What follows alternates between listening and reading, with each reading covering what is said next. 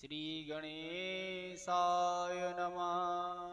श्री सद्गुरु चरण कमलेभ्यो नमः।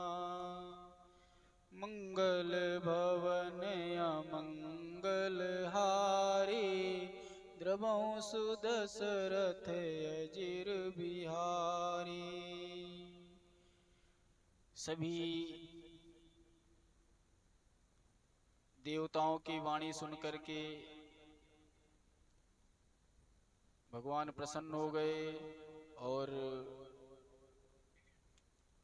कहने लगे कि आप लोग अभय हो जाइए, नारद की वाणी सिद्ध करनी है और वो समय आ गया है।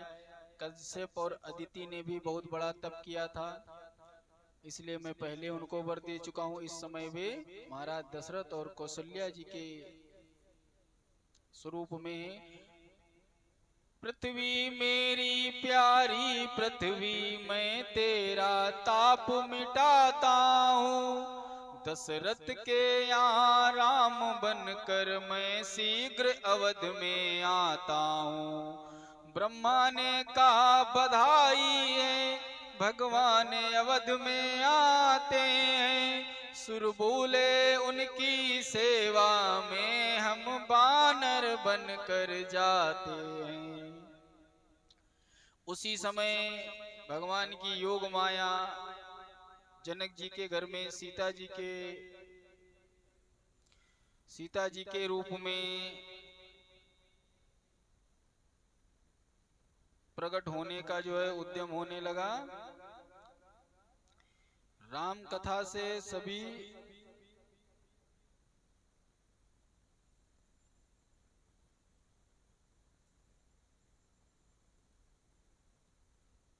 बोलिए सियावर रामचंद्र की जय। हाँ नहीं रहा इसमें।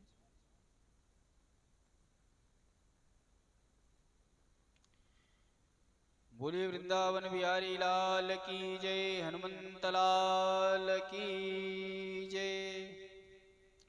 थोड़ी टेक्निकल कमी के लिए खेद हो गया है।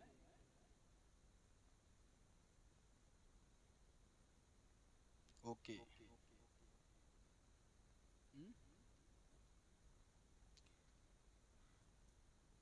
भगवान की वाणी सुनकर के सभी देवता प्रसन्न हो गए और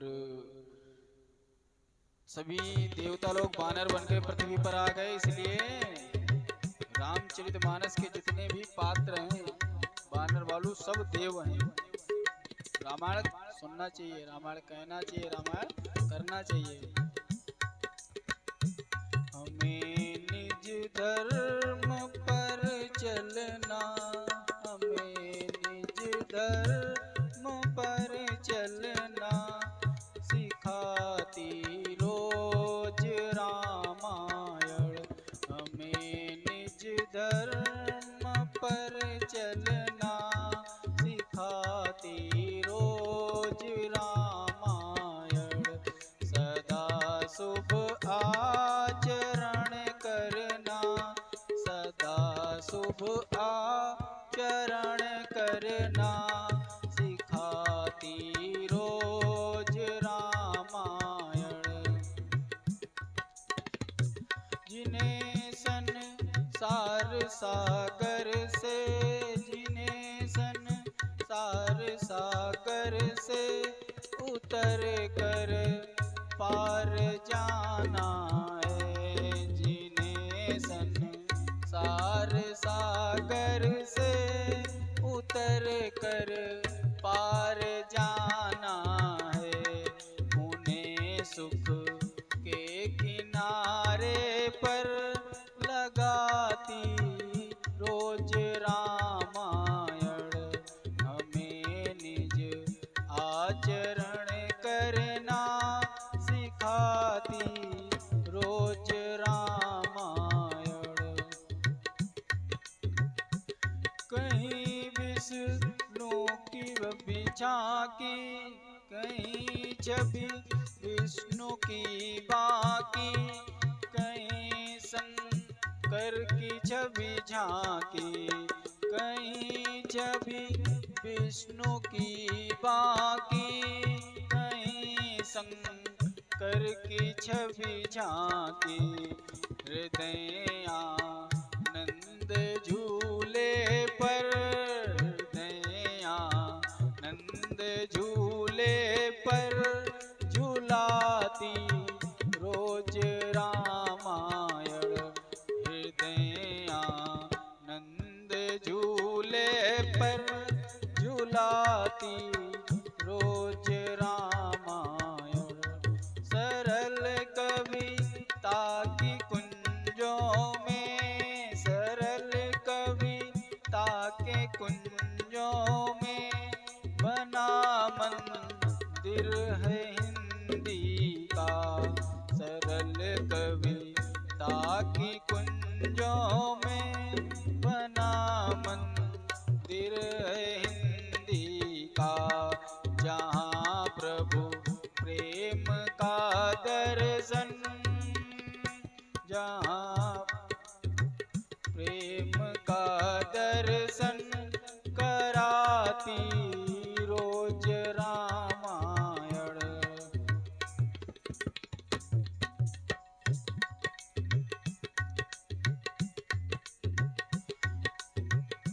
कभी वेदों के सागर में, कभी गीता की गंगा में। कभी वेदों के सागर में, कभी गीता की गंगा में। कभी रस बिंदु में मन को डुबाती रोज रामायण। महाराज दशरथ सूर्यवंश के चक्रवर्ती महाराज थे।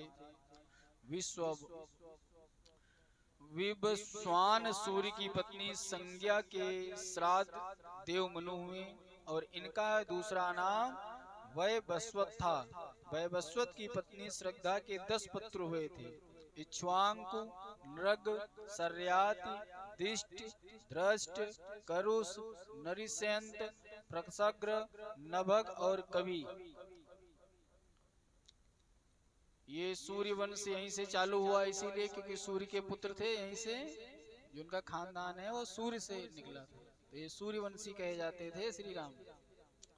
एक बार कहते हैं मनु महाराज जब छींक रहे थे तब उनकी नाक के द्वारा इक्ष्वाकु का जन्म हुआ, इसीलिए इक्ष्वाकु का ये ब्रह्मा जी के पुत्र हुए। एक तरीके से मानस पुत्र हुए, मानेंगे नहीं माने जाएंगे, क्योंकि ब्रह्मा जी का ही अंश मनु महाराज का है। अब 100 पुत्र हुए, जिनमें विकुच, निमि, दंडक प्रमुख थे। इक्ष्वाकु के बाद में विचुक राजा बने। इनके पुत्र पुरंजय हुए।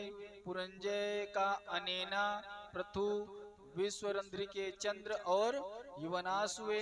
युवनाश्व का सावस्वत, वृद्धस्व, कुवलायव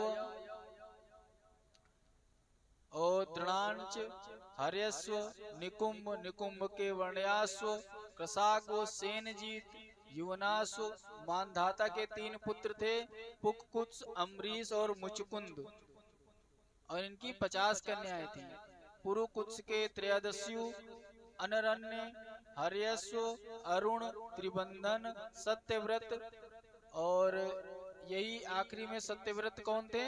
जिनका विश्वामित्र जी के प्रति बड़ा प्रेम था। विश्वामित्र उनको सशरीर स्वर्ग पहुंचा रहे थे और उधर से इंद्र ने ऊपर नहीं जाने दिया, इधर से विश्वामित्र जी ने इनके लिए बीच में एक स्वर्ग बसा दिया था, सत्यव्रत। ये त्रिशंकु कहलाए। इनके हरिश्चंद्र के हरित, चंप, सुदेव, विजय, विजय के भरुक, व्रक, बाहुक, सगर, असमंजस, अंशुभ, दिलीप, भागीरथ, श्रुत, नाभ, सिंधु, ये सबके पुत्र हैं। वंश चला आ रहा है श्री राम जी का।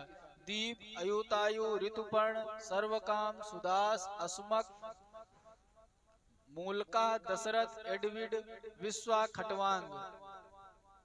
खटवांग के हुए दीर्घ बाहु के अज, और अज के पुत्र थे महाराज दशरथ, जो अयोध्या के चक्रवर्ती शासक हुए। अयोध्यापुरी में सर्व सुख था, स्वर्ग के समान मानी जाती थी। रघुकुल शिरोमणि महाराज दशरथ धर्म धुरंधर थे, गुणों के भंडार थे, ज्ञानवान थे और वीरवान भी थे। उनकी 3 श्रेष्ठ महारानियां थी। कौन कौन है पता है ना? कौशल्या, केकई और सुमित्रा। उनके साथ सानंद से रहते थे।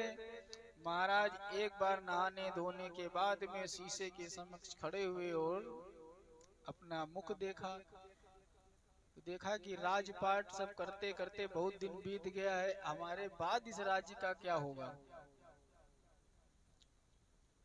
तब मन में एक बार भूपति मन माही, एक बार भूपति मन माही, भय गलानि मोरे सुत नाही, गुरुग्राह गयउ तुरत महिपाला, चरण लागी करि विनय विशाला। राजा के मन में बड़ी ग्लानि हुई कि हमारे कोई पुत्र नहीं है। राजा को जैसे शंका हुई, तुरंत गुरुजी के आश्रम में पहुंच गए। अच्छा, आजकल क्या होता है, अगर धनाढ्य व्यक्ति है, ये तो चक्रवर्ती सम्राट है, तुरंत क्या फोन करेगा, गुरुजी जरा घर चले आओ, फलाना काम है, जरा कुंडली देखनी है, जरा घर में पूजा करानी, उससे बात करनी है। लेकिन यहाँ आदर्श क्या कहते हैं कि गुरु के पास स्वयं जाना चाहिए। अगर तुम्हारा कोई कार्य है, गुरु जी की जब मन हो तो आवे जाए उनके हिसाब से। तो गुरु ग्रह गयो तुरत महिपाला, यहाँ एक आदर्श भी बताया जा रहा है कि गुरु के घर गए और चरण लाग करी विनय विशाला, पैर पकड़ करके बड़ी विनती करने लगे। क्या करें, बोले कर चुका विवाह 3, फिर भी उसका फल मिला नहीं, है चौथापन आने वाला, हृत कमल अभी तक खिला नहीं। राजा की विनती सुन करके वशिष्ठ जी सांत्वना देने लगे, कहने लगे, धरहु धीर हुई है सुत चारी, त्रिभुवन विदित भगत भयहारी। महाराज आप धीरज रखिए, आपके यहाँ एक पुत्र नहीं, हम तो देख रहे हैं तुम्हारे घर में 4-4 बालक आंगन में खेलेंगे, और तीनों लोगों के कष्टों के निवारण के लिए, एक आदर्श स्थापित करने के लिए ये पुत्र आएंगे। वशिष्ठ जी की आज्ञा हुई कि इसके लिए कुछ सत्कर्म किया जाए, तो पुत्रेष्टि यज्ञ की सलाह दी गई। वशिष्ठ की आज्ञा से महाराज ने अपने प्रमुख मंत्रियों और ऋत्विजों को बुलाया। धृष्टिर जयंतो विजयासु राष्ट्रो राष्ट्रवर्धना, अकोपो धर्मपाला सुमंत्रा चाष्टमोऽर्थविदा। ये धृति, जयंत, विजय, सुराष्ट्र, राष्ट्रवर्धन, अकोप, धर्मपाल, सुमंत्र, ये 8 विशेष खास मंत्री थे महाराज दशरथ जी के। और इनके जो विशिष्ट धर्म मंत्री भी थे, जो इनको सलाह देने वाले, इनमें थे वशिष्ठ और वामदेव। ये इनके पुरोहित माने जाते हैं कुल के। ये राष्ट्रीय मतलब जैसे होते नहीं कि राजकीय गुरु हैं इनके। और महाराजा के माननीय ऋत्विज जो पुरोहित थे, इनको वो भी थे। और इसके सिवाय इनकी धर्म संसद के मंत्री थे सुयज्ञ, जाबाली, कश्यप, गौतम, दीर्घायु, मार्कंडे, विप्रवर, कात्यायन महाराज, ये सब भी धर्म के मंत्री थे। सबको बुलवा भेजा और वशिष्ठ जी की अध्यक्षता में निर्णय हुआ। क्या निर्णय हुआ भाई? पुत्रेष्ट यज्ञ करना है, राजा के लड़का नहीं है, इसके निमित्त कोई सत्कार किया जाए। अब इसके लिए कहने लगे कि श्रृंगी ऋषि को आमंत्रित किया जाए। श्रृंगी ऋषि वशिष्ठ बुलावा, श्रृंगी ऋषि को बुला करके पुत्र काम शुभ यज्ञ करावा, भगत सहित मुनि आहुत दीने, प्रगटे अगिन चरु कर लीने। वशिष्ठ जी श्रृंगी ऋषि को बुलवाए, उनसे पुत्र कामेष्टि यज्ञ करवाया गया। मुनि ने जब भक्ति सहित आहुतियां दी तो अग्निदेव हाथ में देवचरु, समुद्र मतलब कहते हैं स्वर्ग से बनी हुई देवताओं के द्वारा पुष्ट खीर लेकर के प्रकट हुए और हवन कुंड से निकले और उसको महाराज दशरथ के हाथ में देकर कहा कि आपने जो यज्ञ किया है उसका फल है ये देवताओं के यहाँ की खीर, संतान प्राप्ति के हितार्थ है, इसको आप ग्रहण करो। भार्याणाम अनुरूपाणाम शनितेति प्रेक्षवे तासु तम लप्सते पुत्रान दर्तम यज जे नृपा। इस खीर को खा करके आपके रानियों के पुत्र होंगे। हे राजन, ये अपनी योग्य पत्नियों को दे दो और तुम लोग इसे खाओ, ऐसा कह करके उन्हें खिला देना। जिस कारण तुम यज्ञ कर रहे हो तुम्हारा यज्ञ पूर्ण हो। महाराज दशरथ जी अपनी रानियों को बुला करके हकारते हैं। हकारने का मतलब क्या होता है? जानवरों को कहते हैं हकार लाओ जाए, कि लोग कहेंगे हकार मतलब जल्दी से सबको बुला लाओ। कोई अपने महल में, कोई यहाँ, मतलब चाहे जहाँ उसको बुला के ले आओ ना। अर्ध भाग कौशल्य ही दीना, उभय भाग आधे कर दीना। आधा भाग कौशल्या को दे दिया, फिर बचे भाग का आधा कर लिया। उभय भाग आधे कर लीना, उसको कैकेयी को दे दिया। कैकेयी कानप सोदयऊ, रहो सो उभग भाग पुनि भयऊ। कौशल्या कैकेयी हाथ धरी, दीन सुमित्र ही मन प्रसन्न करी। सबको अपना अपना हिस्सा दिया, लेकिन अपने अपने भाग से कौशल्या और कैकेयी ने भी निकाल के सुमित्रा को दिया। अब बचे सब बढ़ गया ना। कौशल्यादि नरपति पाय सार्धम ददो तदा, ऐसा कह करके राजन वहां से चले गए। उसके बाद में महाराज वशिष्ठ जी और ऋषि श्रृंग, जिनको श्रृंगी ऋषि कहते थे, उन दोनों की पूजा किया। बोलिए सियावर रामचंद्र की जय। कहते हैं उसी समय जब वो सामान बटा तो उसी समय एक चील आसमान से आई और थोड़ा कैकेयी के चरु को दोने में लेकर के उड़ गई थी। कहते हैं उसी चरु का भाग हनुमंत वो जब लेके उड़ी तो वो जल में गिरी और उसी खीर के भाग को माँ अंजनी खाई गई।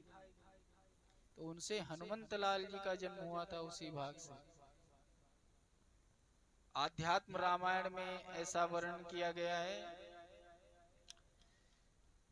और ये चील जो कौन थी? ये एक अप्सरा थी, सुवर्चला नाम की। ये अच्छा, अब एक ध्यान देने वाली बात है, अगर अब समय बदला है, किसी भी भाषा में कोई काव्य करे, रस छंद अलंकार आदि से कोई मतलब नहीं है। अभी जो नृत्य हो रहे हैं, पहले राजाओं के समक्ष, सम्मानित जनों के समक्ष नृत्यांगनाएं नृत्य करती थी और उस नृत्य की कलाओं से प्रसन्न होकर के उनको राजपाट, धन, कुछ सब बहुत कुछ इनाम में मिलता था। और अगर वो गलती करें तो उसके लिए उनको मृत्युदंड भी मिलता था। ये नहीं था जैसे मन हो वैसे बाल झटका दिए, जैसे मन हो वैसे हाथ के। हर नृत्य को पहले बताया जाता था, ये फला गंधर्व की कला है, इसकी ये कलाएं होती हैं, इसकी ये मात्राएं हैं। उन्हीं मात्रा और उन्हीं ताल, उसी के हिसाब से कदम चलते थे, वही नृत्य होता था। जब सेम वैसे ही वो होता था जो अप्सराएं जैसे करती थी उसी पे, तो प्रसन्न हो जाते थे इंद्रादि देवता। हाँ बहुत बढ़िया। ये नहीं था कि जैसे मन हो वैसे कपड़े पहन लो, जैसे मन हो वैसे। अब ऐसे कह रहे थे, सुवर्चला नाम की अप्सरा ब्रह्मलोक में नृत्य कर रही थी और ताल भूल गई।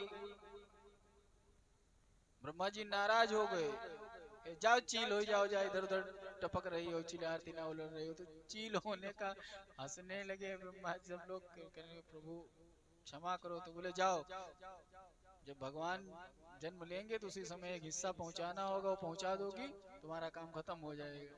तो वही है, वही जो राम रचि राखा, जो होना है, इसीलिए हर चीज होने के पहले तय है। यहाँ एक चील पहले बनी घूम रही है कि खीर आएगी तो हम खाएंगे।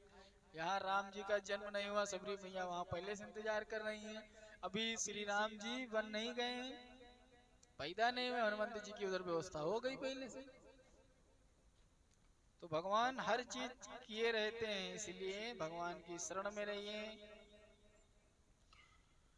नवमी तिथि मधुमास पुनीता, शुक्ल पक्ष अभिजित हरिप्रीता। वाल्मीकि रामायण में कहते हैं ततो यज्ञे संसते तो ऋतूनाम खट समत्ययो, ततश्च द्वादशे मासे चैत्रे नवमिके तिथव। 6 ऋतुओं के बीत जाने पर शुक्ल पक्ष की नवमी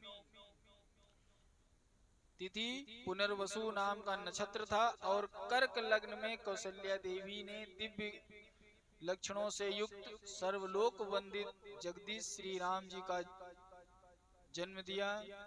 उस समय सूर्य, मंगल, शनि, गुरु और शुक्र, ये 5 ग्रह अपने अपने उच्च स्थान में विद्यमान थे। लग्न में चंद्रमा और साथ में गुरु विराजमान थे। ज्योतिष में इस योग को बहुत बड़ा योग बताया जाता है, चंद्रमा और बृहस्पति का साथ में बैठना। कुछ लोग गजकेसरी योग बताते हैं कि ये बहुत बड़ा सम्राट होंगे। भरतो नाम कैकेयाम यज्ञे सत्य पराक्रमा, साक्षात विष्णु चतुर्भाग सर्वे समुदितो गुणे। तदंतर कैकेयी से सत्यव्रत सत्य पराक्रमी भरत जी का जन्म हुआ, जो साक्षात विष्णु जी के स्वरूप भूत थे। अथ लक्ष्मण शत्रुघ्नौ सुमित्रा जनयत कुसुतौ, वीरौ सर्वास्त्र कुशलौ विष्णुर धर्म समन्वितो। इसके बाद रानी सुमित्रा ने लक्ष्मण और शत्रुघ्न भैया का जन्म दिया। ये दोनों वीर साक्षात भगवान विष्णु के अर्ध भाग से उत्पन्न हुए। समझ लीजिए जो पायस था वो विष्णु तत्व माना गया, और सब प्रकार अस्त्रों शस्त्रों में कुशल थे। बोलिए सियावर रामचंद्र की जय। कहते हैं जब राम जी प्रकट हुए तो भगवान कैसे थे? चतुर, शंख चक्र गदा पद्म नीलवर्ण धारण किए, छोटे से बढ़िया हुए महाराज। बड़े देखिए, जैसे भगवान को देखेगा तो कोई अपना लड़का मानेगा। तुरंत हाथ जोड़ करके खड़े हो गए। कौन? माता पिता सब खड़े हो गए। वै प्रकट कृपाला दीन दयाला, कौशल्या हितकारी।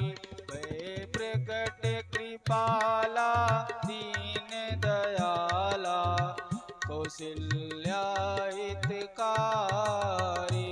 हर्षित मातारी मुनि मनहारी, अद्भुत रूप विचारी। लोचन अभिरामा तनगन श्यामा, निज आयुध भुज चारी। भूषण बनमाला नयन विशाला, शोभा सिंधु खरारी। कहा तुई कर जोरी अस्तुत तोरी, के विधि करऊं अनंता। माया गुण ज्ञाना हित अमाना,